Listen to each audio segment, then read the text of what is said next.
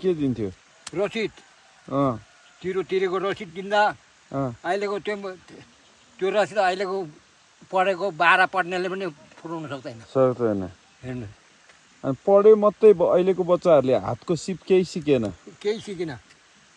त्यो पढायो भने इङ्ग्लिस नेपाली बाहिर जाने हाम्रो तामाङ बाजेले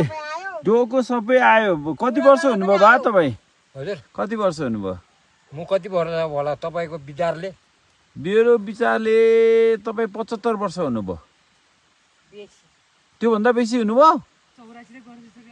ए 84 नि क्रस भइसक्यो ठुलो काम सिकाउँदै यो छेत्री बाहुन के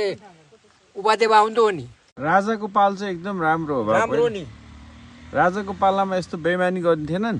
गर्न पाउँदैन थियो हेर्नु गाउँमा जुमाल हुन्थ्यो नि अनि अहिले त अब गणतन्त्र आयो देशमा आएर के गर्ने खालि उनीहरूकोले त्यो नेता जतिले पैसा कमाउने उसको परिवार बनाउने उसको इठिमेर ढुङ्गा गाडे बाटोमा ढुङ्गा गाडेर कुखुरा काटो लाउने उपाध्याय बाहुन हो अरे तामाङलाई सिकाउने अनि तामाङले चाहिँ पूजा गर्छ गर्दैन मूर्तिको पूजा बुद्धको पूजा गर्छ भूतको बुद्धको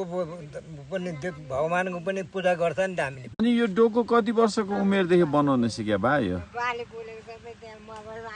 17 वर्षमा प्रहरीमा जाहिर खानु गएँ प्रहरीमा 17 वर्ष उमेरमा अनि त्यहाँबाट जाहिर छोडेर आमा बिरामी हुनुभयो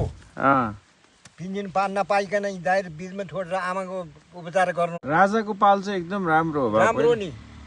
राजाको पालामा यस्तो बेइमानी गरिन्थेनन् गर्न पाउँदैन थियो हेर्नु गाउँमा जुमाल हुन्थ्यो नि अनि अहिले त अब गणतन्त्र आयो देशमा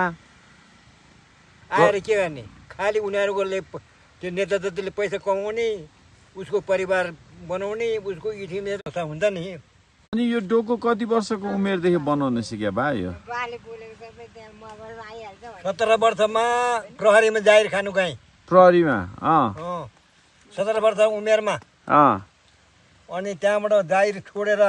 आमा बिरामी हुनुभयो 3 दिन पान नपाइकन जाहिर बिचमा छोडेर आमाको उपचार गर्नु